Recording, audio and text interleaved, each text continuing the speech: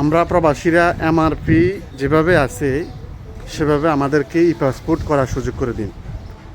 তা না হলে হাজার হাজার লাখ লাখ প্রবাসী দেশে চলে যেতে হবে। দেশে রেমিটেন্স কমে যাবে।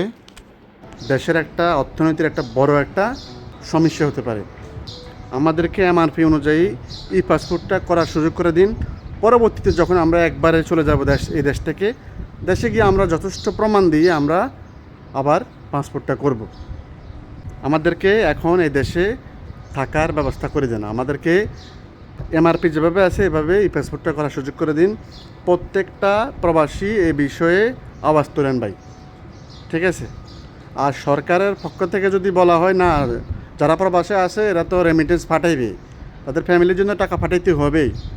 আমি সরকারের দৃষ্টি আকর্ষণ করে বলতেছি, আপনারা এমআরপি যেভাবে আছে সেভাবেই পাসপোর্টটা করার সুযোগ করে দিন। তা না হলে মিডল ইস্ট থেকে অন্তত লাখ লাখ প্রবাসী বাড়ি চলে যেতে হবে এবং দেশে একটা বেকারত্বের একটা সংকট দেখা দেবে।